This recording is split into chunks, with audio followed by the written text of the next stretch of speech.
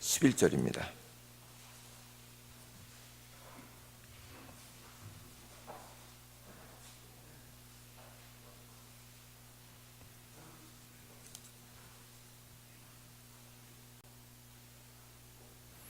(1절부터) (11절까지의) 말씀을 한 절씩 교독하도록 하겠습니다. 제가 먼저 1절을 읽겠습니다. 그들이 예루살렘에 가까이 가서 감난산 벳바기에 이르렀을 때 예수께서 두 제자를 보내시며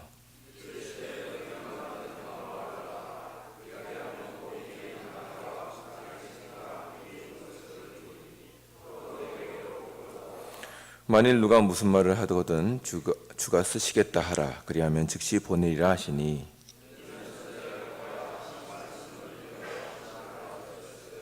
시온 딸에게 이르기를 내 왕이 내게 임하나니 그는 겸손하여 나귀 곧 멍에 매는 짐승의 새끼를 탔도다 하라 하였느니라.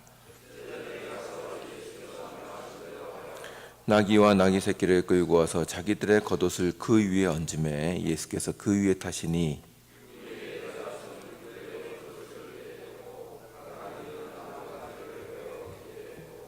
앞에서 가고 뒤에서 따르는 무리가 소리 높여 이르되 호산나 다윗의 자손이여 찬송하리로다. 주의 이름으로 오시는 이여 가장 높은 곳에서 호산나 하더라.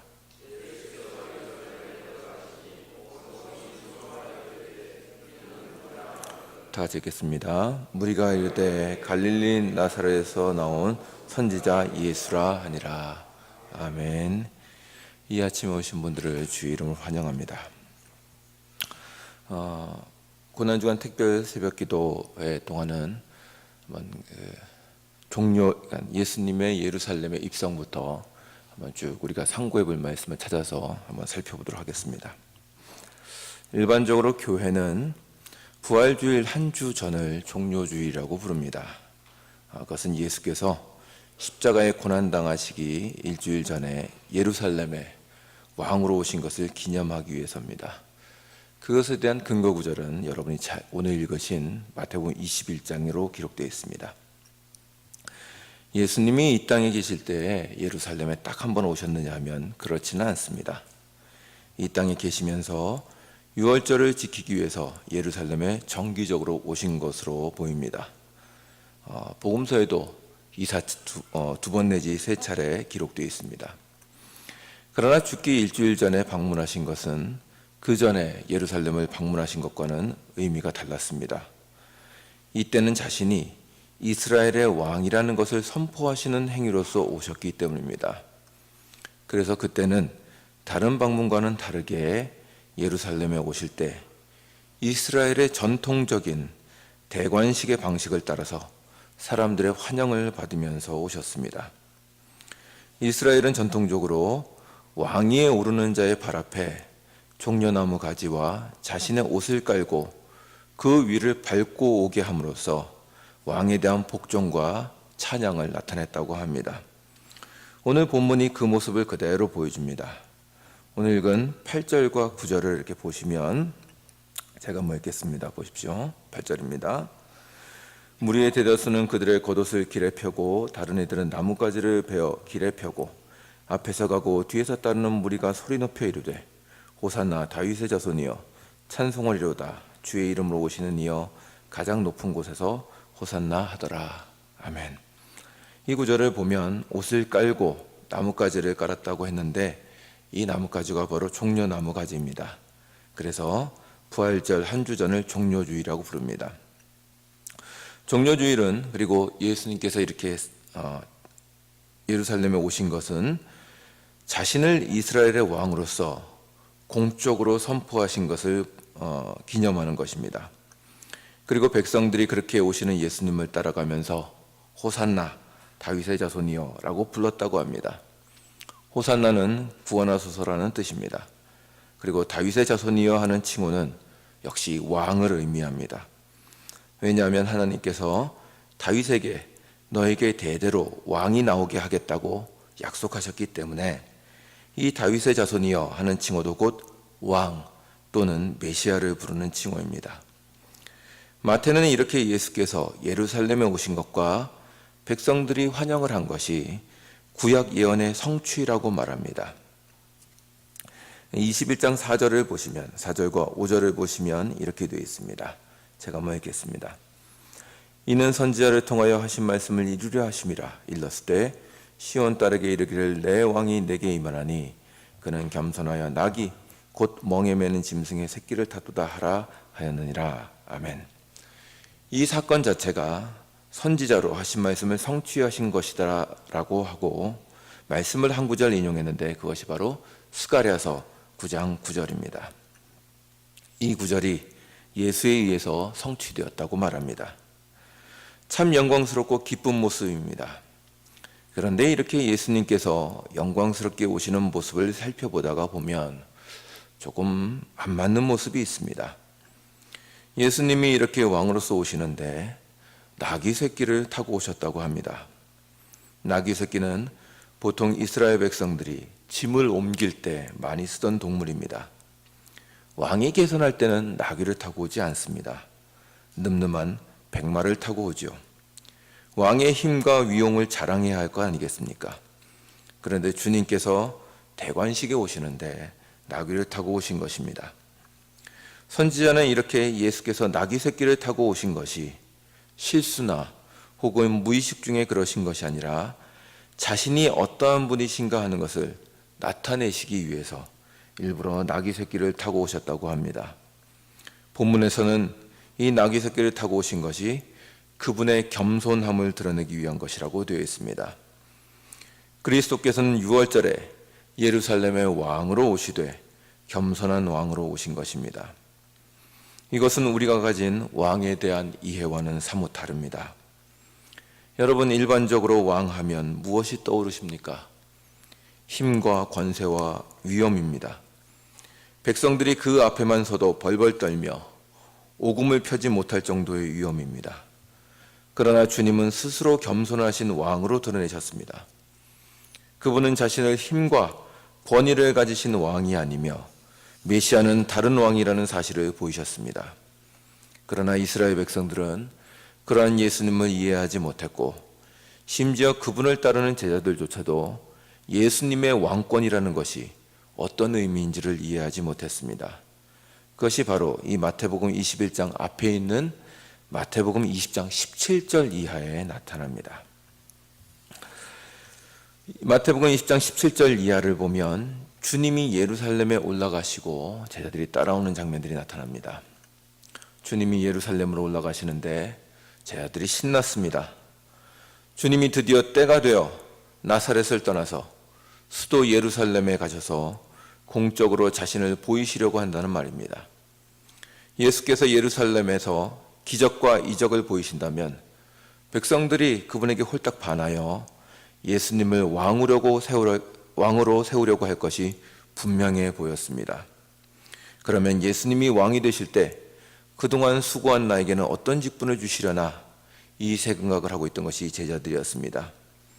이 생각에 얼마나 꽉 잡혀 있었느냐면 20장 17절부터 18절에 예수님이 내가 예루살렘에 가는 것은 죽으러 가는 것이다 이렇게 말씀하셔도 제자들은 그걸 도대체 듣지를 않았습니다. 한번 17절과 18절 한번 보시죠. 20장 17절부터 19절까지를 한 절씩 교독하도록 하겠습니다. 제가 먼저 읽겠습니다. 예수께서 예루살렘에 올라가려 하실 때 12제자를 따로 데리시고 길에서 이르시되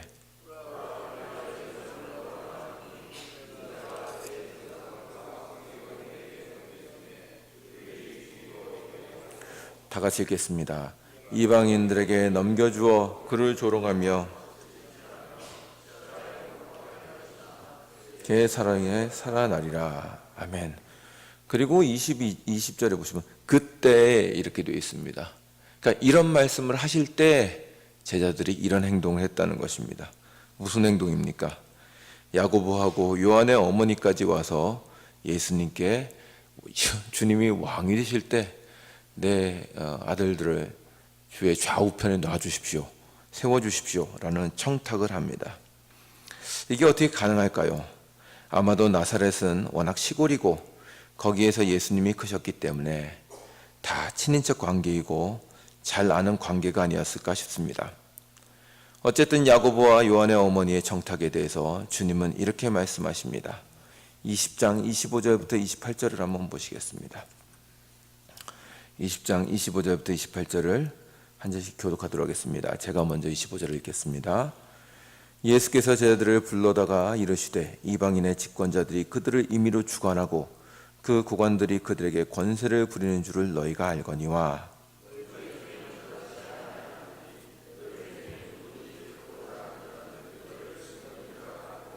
너희 중에 누구든지 으뜸이 되고자 하는 자는 너희의 종이 되어야 하리라.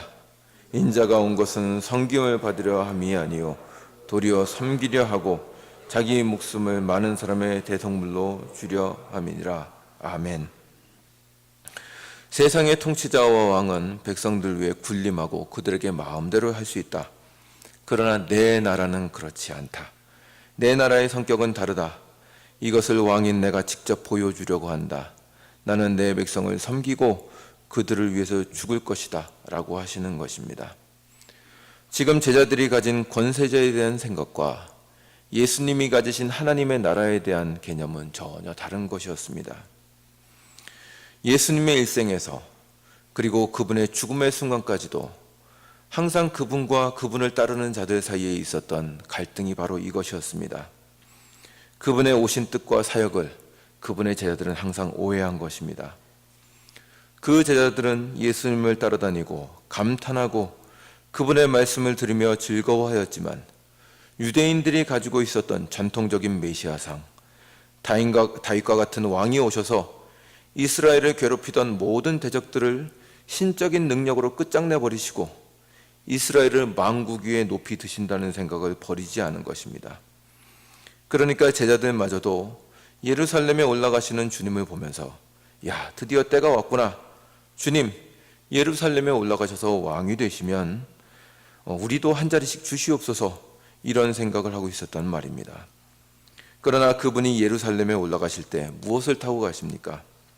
전쟁과 힘의 상징인 말을 타고 가시지 않고 나귀를 타고 가십니다. 자기 백성을 위하여 죽으러 가시는 것입니다. 세상의 왕은 백성을 위하여 자신을 희생하지 않습니다. 왜요? 자기는 고귀한 자이고 백성은 흔하기 때문입니다.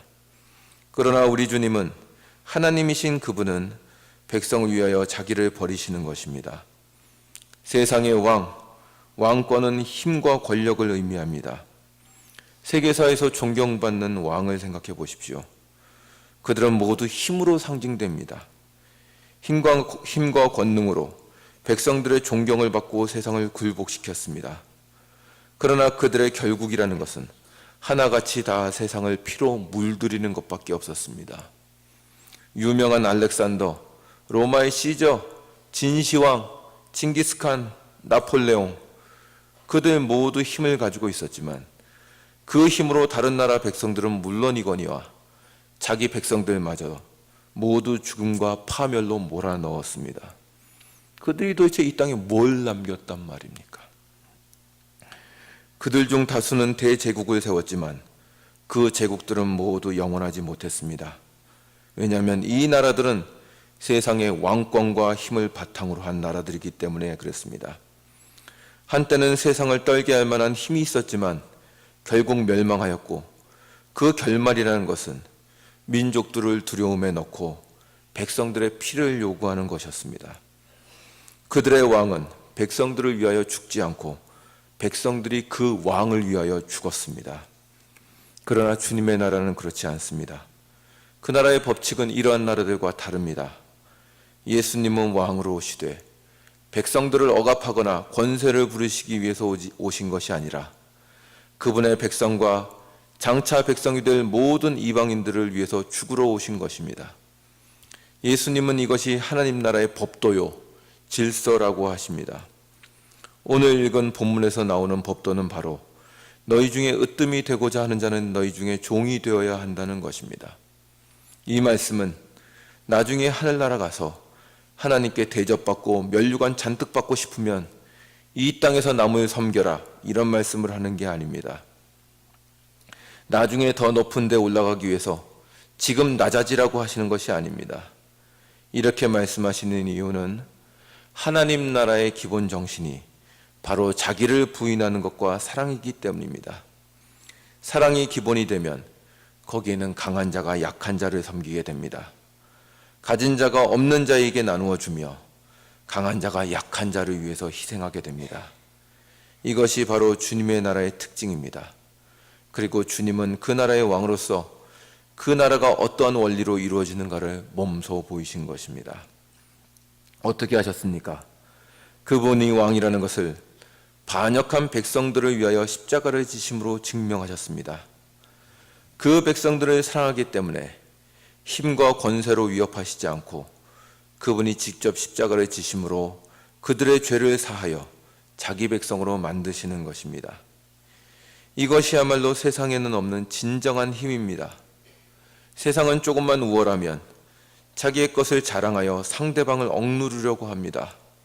학벌로, 돈으로, 그러다가 안 되면 소리를 지르고 위협하여 억누르려고 합니다. 왜 그렇습니까?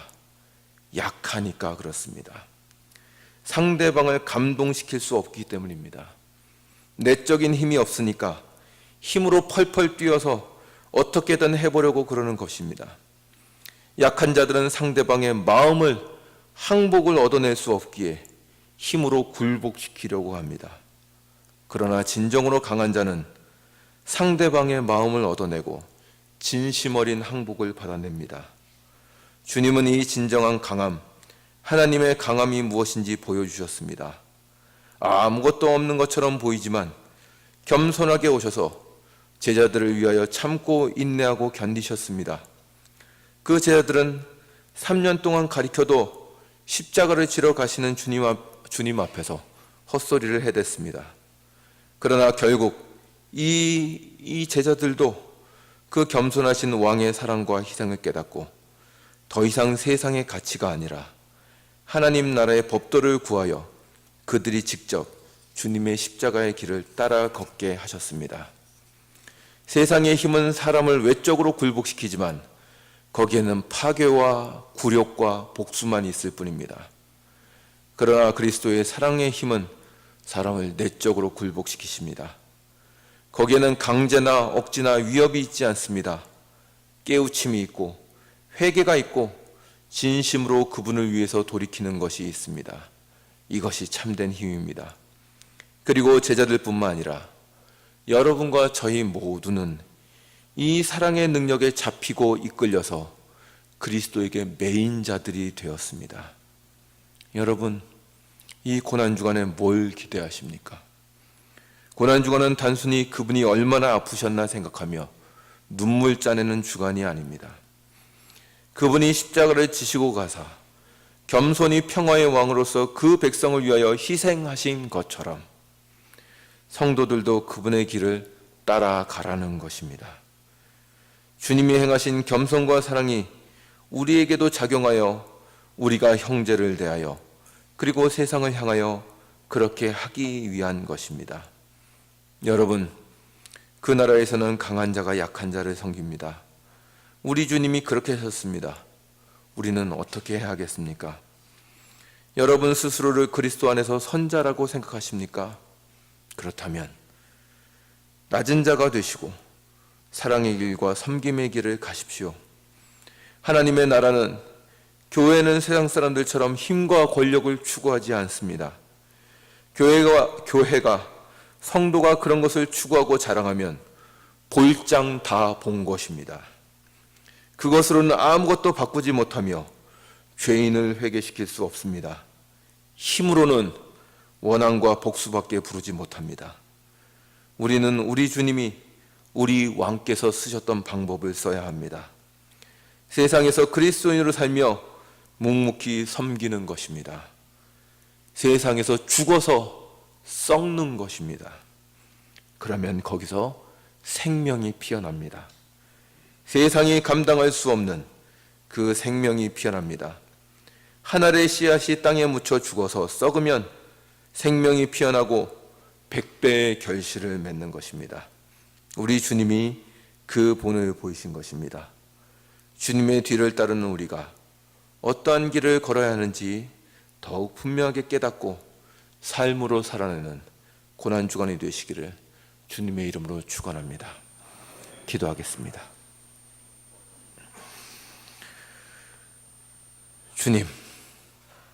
주님께서 겸손한 왕으로 나귀를 타고 가셨습니다. 우리가 어떠한 길을 가야 할까요? 주님, 우리가 혹시 주님의 뒤를 따르면 명예와 힘과 권력의 길을 걸을 수 있다고 생각한 것은 아니었습니까? 우리 마음을 돌아봅니다. 우리가 이 땅에서 썩어 죽으면 거기서 생명이 피어난다고 하셨습니다. 우리가 그렇게 세상에서 주님의 뒤를 따라 희생과 섬김의 길을 가며 그런 하루를 살아내게 하시옵소서. 예수님의 이름으로 기도드리옵나이다.